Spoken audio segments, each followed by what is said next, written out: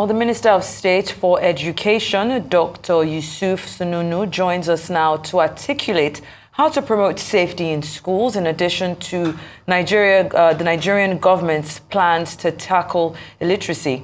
Good afternoon and good to have you on Newsday.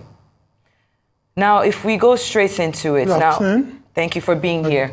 In commemoration of the International Day to Protect Education, we heard from the Minister of Education, Adamu, highlighting that his ministry is currently developing the National Plan of Action for the minimum standards for safe schools for 2021 to 2023. Now, I want to know, as the Minister of State, how you are working with the relevant stakeholders, education institutions, civil society organizations, security agencies, and even the general public in hand with these policies, and what specific actions and measures, as outlined in the national policy to protect students and educational facilities during the times of conflict or insecurity, to enhance the safety of our educational institutions. What is being done in line with those policies? Well, thank you very much for giving me a time to be here to discuss a wide variety of issues that concern education. It must be known that education is a major tool for national and international development, and therefore nothing can be left out in an effort to ensure that we have stability in our education. To such extent, several policies were put forward to see how we can ensure that our education is protected from attack.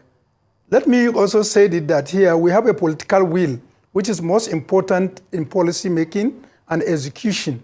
And that political will emanated from the will of Mr. President to reposition Nigeria so that we can have a renewed hope that will make us better as a country to stand on our own. And in that renewed hope, Mr. President came forward with 8-point agenda, and most importantly that featured in the 8-point agenda is issue of education. To that extent, we have one major issue of the strategy to achieve a safe school initiative to have to completely stop attack in our education is getting the government political will to stand for that. And then also, you know that Nigeria also, following the attack and abduction of Chibok girls, as you rightly mentioned, that rose international attention, became a signatory to Safe School Declaration. And we have also come up with a policy, national policy, that will guide our Safe School initiative.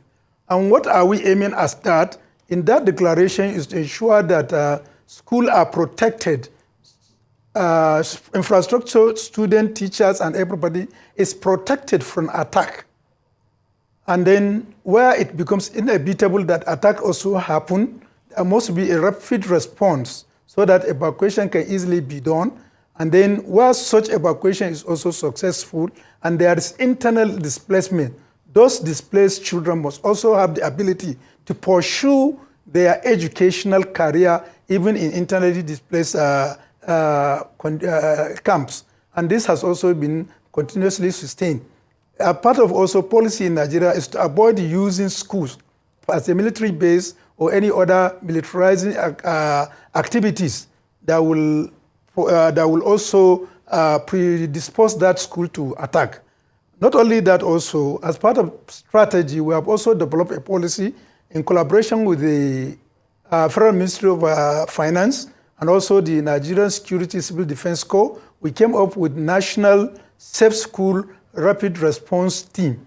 What is the essence of that response team? Is to serve as a coordinating center that will closely monitor and evaluate happenings around our schools so that subtle signs of imminent attack will be detected and something will be done quickly. It shows that we are going to have a proactive approach in dealings with school attacks so that we can early detect subtle signs, put preventive measures, and also rapidly go into to protect the safety of life and properties of that particular school that is in a security-prone zone. Not only that, also, you must also know that everybody must know that, and this is a continuous awareness creation, that security of life and properties is everybody's business. We must be watchful, we must open our eyes, we must listen, and we must be able to say something and report. The saying that when you see something, say something can never be aptly described as a better time than now. And therefore, the policy that we are trying to do to ensure that we have a better approach in terms of ensuring safety is to have proactive approach. We look for signs, look for symptoms before it happens, and we quickly move forward to protect such happening. Well, thank you so much, Dr. Sununu, for elaborating on those measures. But of course, you're also here to discuss what the administration, the Tinubu administration, is doing to also tackle illiteracy. Following the situation that we saw back in 2014, when the Chibok girls were kidnapped, and the way the governments handled it, for now, those girls are still missing. Some students chose not to embark on any education based on fears, because there were about 1,680 subsequent kidnappings that happened after that initial incident. So what are you doing to sensitize people psychologically who have witnessed what has happened with these girls and probably decided that it's probably not worth getting an education, that they'd rather be illiterate and safe than educated and risk their safety? Well, what we are doing, I mentioned, is a proactive approach. And we have already been engaging stakeholders since we came in. Virtually, the governmental and non-governmental organizations, we have been interacting to see actually there is that fear inside now. So what we need to do is generally to take it that education is a basic right that must be given. And once you are given, you must also be sure to assure people that can be protected. And that's why we came up with those policy of a National Safety Response Committee team so that they can work harder at this. And not only that, we are also trying to see how we can ensure that subsequent attacks are protected. Once you know that you are protected, you can have that. And for those who are affected, we try as much as possible to see how we collaborate both between federal government, state government, and many security organizations to see how we can rehabilitate them and restore confidence in them. You see, sacrifices are being done all over. We have seen a lot of multinational organizations, locally and internationally, coming into Nigeria. And their basic factor is to assure parents that, look, education is a necessity. And we have all ourselves a collective responsibility to come and see how we can unite together. Because the worst thing is to allow illiteracy to predominate. The dangers of having illiteracy is far outweighed major risks that one has to listen. So what we are trying to, in fact, what I'm just trying to say is we are assuring the general public and government that measures are being put in place to ensure that those areas that we have earlier mentioned that were subjected to attack, like Buniyadi, Chibok, Biniyawood, and other things, the ministry took proactive measure to relocate those students to where they can work under normal atmosphere of less likely of fear that will interrupt their pursuit of knowledge. And we are also assuring parents to know that wherever we see that there is risk, that the risk there outweigh the benefit of continued education there, we are ready to ensure that the continuity of education of those children is guaranteed by moving them to a safer zone that is close to their own environment. These are all efforts to ensure that parents are assured that the lives of their wards are secured when they are in school. Well, in Nigeria, I mean, we've had this in play for about 2 years now. And in Nigeria, there have been at least 28 incidents of school attacks in the country after the abduction of over 276 girls in Chibok, Borno State by Boko Haram terrorists. In Zamfara State, for instance, at least 75 schools have remained shut for over a year over the fear of attacks by bandits. And even more recently, in the Federal Capital Territory, Abuja, the management of the Federal Government College, FGC Kwali, swiftly mobilized the evacuation of students, also over the fear of a terror attack. Just last week, the government reassured Nigerians of its commitment to safe school initiatives. So I'm wondering, is there any proactiveness that is being done, using these policies, not necessarily waiting for the bandits to attack, but maybe coordinating with these security agencies to make sure that they don't even try to attack in the first place? Yes, and that's why I told you we have, as a policy, developed national safe school rapid response team so that we can get our act together and we have a coordinating center that can dictate early signs and also that this thing. You must also know that we must also thank the security agencies in Nigeria. They are doing their best to ensure that all those signs are early detected and they have been this. You must know that a lot of them have also paid the supreme sacrifice of serving their fatherland by even sacrificing, laying their life along the line. But one issue that as Nigerians we must know that what we are fighting in terms of banditry and insurgency are not conventional war. And therefore they require a lot of tactics. And I believe the Intelligence Committee is working seriously to find measures of confronting the new sort of injustices we have in the country. Because most of the time you understand that most of for me in my constituency, we have been subjected to a lot of source attack. They don't even follow the normal conventional route that can easily be traced. Most of them use, the operation is usually based on motorcycles. So you can use, but what we are capitalizing right now is to coordinate people so that we can get intelligence. And I want to assure you that rapid intelligence that have been gotten of recent has improved and reduced the tendency of schools to be attacked because that response team quickly mobilized, get connected to military, police, and what other security groups that are mobilized to easily stop such imminent attack. But I want to assure you that that's what I said. Most importantly is for all of us to consider that the aspect of preventing life of safety of life and improving safety of life and properties is our collective responsibilities. And that's why I emphasize we must be closely monitoring happenings, movements in our environment so that we can quickly report to security agent. And then we quickly see how also the security agents are also sensitized. If you look at the 8-point agenda of Mr. President, security is a major thematic area. And because we realize even the pursuit of education can never be done correctly or in the right direction in an unsecured environment. And therefore, for Nigeria to get back and then move forward and renew the hope, the cardinal important issue to be addressed is security. And I want to assure you that Mr. President, along with all the security agencies, are working hard to ensure that average Nigerian is safe in his own environment. This is also inclusive of our educational institutions.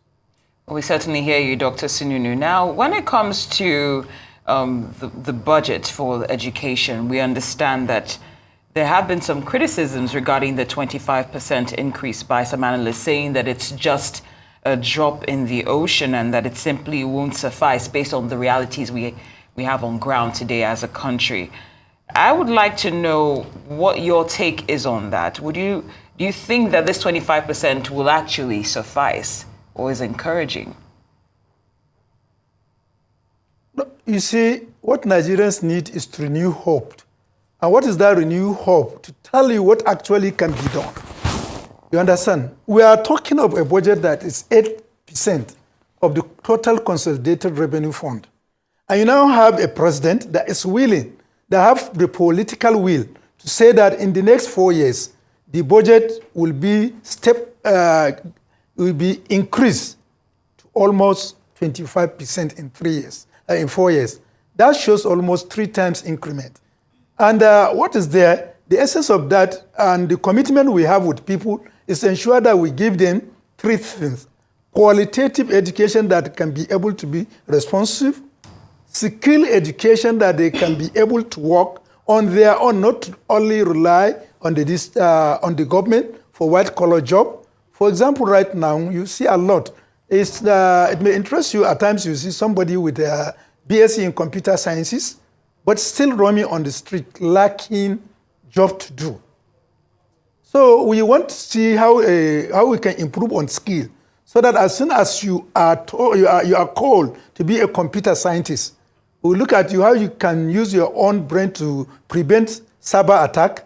How can you, on your own, stay in your room, develop a software application that can fetch you money and also improve the safety and security of Nigerians? That's the kind of education we want to give. And then we also want to ensure that as we are doing that, locally we improve all our listing in such a way that certificate can be qualitative and reliable and be able to feed the possessor of such a qualification, and to ensure that within this year, we also have a continuous educational delivery for the next 4 years in such a way that strike may not interrupt on the academic pursuit of students. And therefore, what is important is to see how you can. The basic ingredient you can do is to improve funding. And we already have the political will. If I said I can do it 25%, it's hopeful that before I reach that 25%, other areas may open up. You'll not be surprised that the government may exclude, may work hard to even surpass 25%. But this 25% is just serving as a goal and target for us. And our hope is that we are going to exceed the target in the next few years. And hopefully, most important, as I keep on mentioning, is having a president who has a political will, who has also demonstrated capacity. He has done that when he was a governor of Lagos State, and we have seen where the level of literacy today is in Lagos. This is almost about 90%, you understand, which is the highest in the country. So when you have such a person that is sincere, frank, to tell you this is what I will do. And I think what we need to do is for us to join hands together to ensure that that target of 25%, if we can attain it, a lot of issues will be solved in our educational sector. But we also hope that going by the Mr. President's determination, avenues can open up and 25% may be exceeded. I'm not saying that that is the goal, but the main target is to take it to 25%. But we pray that the opportunity can come that we can even exceed 25%. I will be the most happiest person. And I know with the commitment of the President, such is doable. All right, then. So you've highlighted how it is also important outside of education, being in the classroom, how vocation and being able to provide for yourself and use your hands to, do some work is important. But if we look at existing literacy programs such as the Literacy by Radio, LBR, and the Rural Facilitators Scheme, RFS, those are unique vocational skills that bring certain unique features to the table. So I want to ask you, the integration of these vocational skills acquisition with literacy programs being a significant aspect of how to get, how to reduce illiteracy. Are you in any way taking advantage of these programs that already exist? And is there any way this integration will work to benefit participants in terms of economic self-reliance? Yes, we are looking at that integration, and you must know that it is going to work. There are a lot of parastatals that are working towards reducing literacy. And what we have looked in the last 4 weeks, when we have been briefed by different parastatals under the ministry, we see that there are a lot of duplication. What we are now trying to do is to see we are going to align so that we can have a common goal. For example, if we say the out-of-school children, the skill acquisition, and what have you, you see there is a mandate for universal basic education to participate in that. We also have the National Commission of Mass and Adult Literacy and Non-Formal Education, which is also a commission on its own for the purpose of reduction of illiteracy in the country. We also have many departmental in the ministry. So also of recent, you know that there is a new creation of a board, National Commission for Almajiri and Out-of-School Children. These are all aimed at reducing the rate of out-of-school children. So what we are going to do now is to know that I also want you to know that currently we have National Council of Skill, which is chaired by the Vice President of the Federal Republic of Nigeria.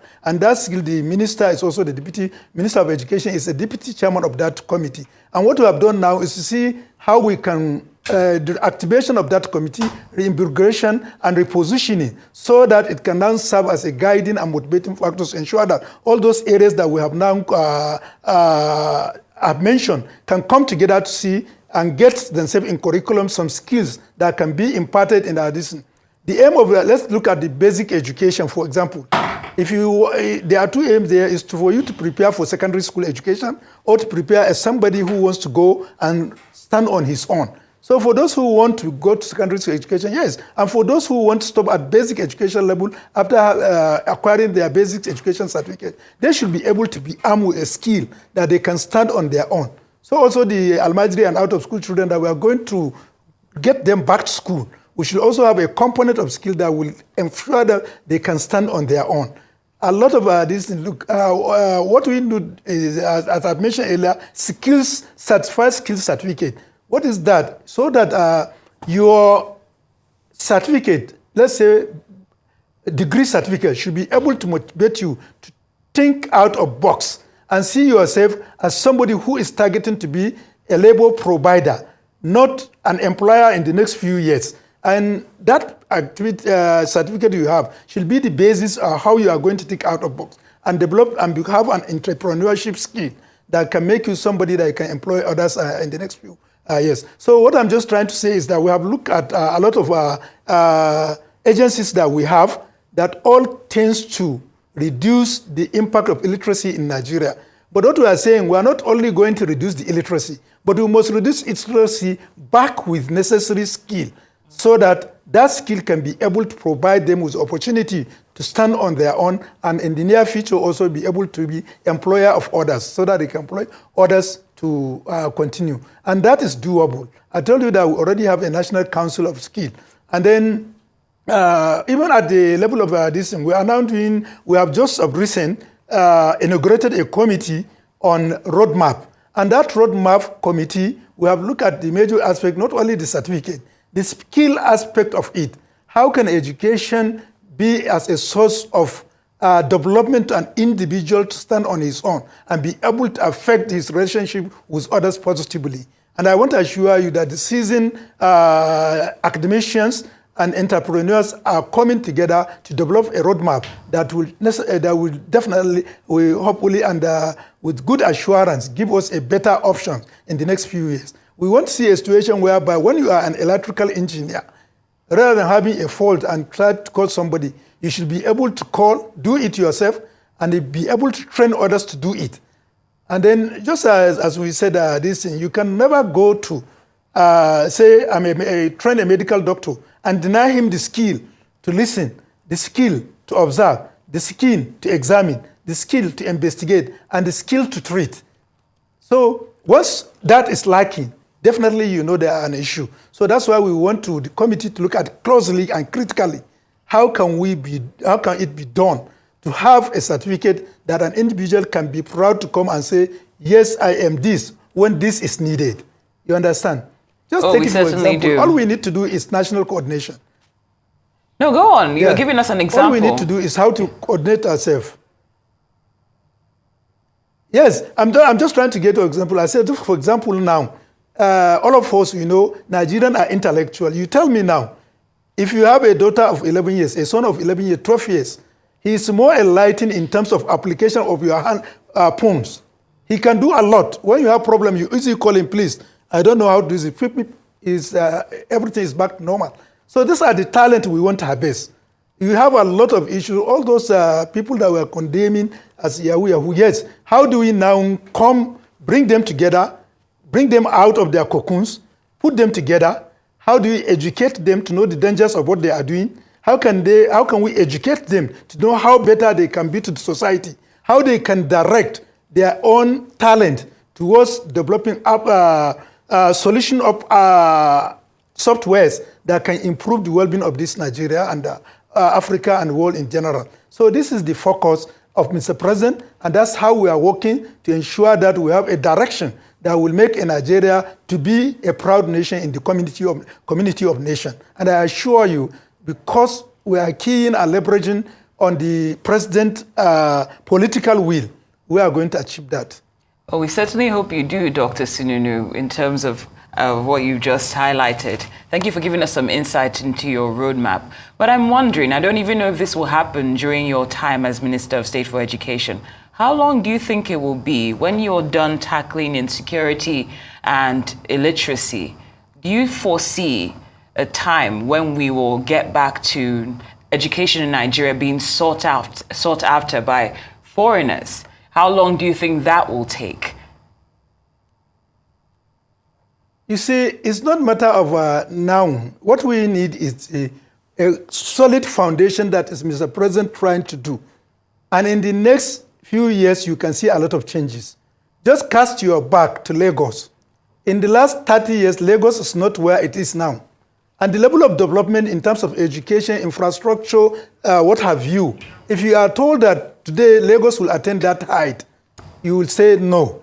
You will doubt it. But you see, because you have a leadership that comes up with a policy that is sustainable and continuous over years, and then develop a plan that whatever you are, you key into that plan, and we have a better succession. You can now see Lagos is a different story. In fact, you can say you are entirely in a different country. So this is the hope that President come up with as a renewed hope, that there is hope, and that hope can be restored. And it can be also guaranteed that given all circumstances, we will try as much as possible to make it better. You understand? But I want to assure you, in the next 4 years, by God's grace, educational sector will not be where it is today. We have that hope and we have that mandate, and we are looking at that to see. And that's why we, as a pact to Nigerian, Mr. President gave every ministry a mandate to sign with Nigerians, which are deliverable, and you have to work with it, and he's going to use it as a checklist for you to ensure that you are not sleeping. And I want to assure you, since the inauguration of the Federal Executive Council, no minister has ever rested on his, in his office to say that he's not doing something, because we are giving marching order, and that marching order is not only given, but it was also given with a checklist that will be used in monitoring and evaluating each one of us. So education, I assure you, will not be out of that. And let me tell you one thing. We have been working out of this thing. I've just mentioned the issue. Whatever we can do, if we cannot ensure that service delivery, continuous service delivery in education, we are not doing anything. We do all the infrastructures. So we have been approaching both all the major stakeholders behind the doors to see how we can understand them, how they can understand the point where we are coming. And let us also all agree that there is need for us to have stability in education, because that is where we are, and everybody wants to have that stability.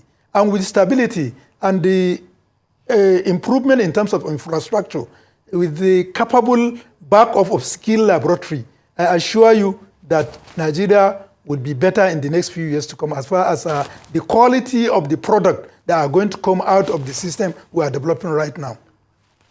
All right, then thank you so much, Minister of State for State Education, Dr. Yusuf Sununu, for being here on a Newsday. We appreciate your time.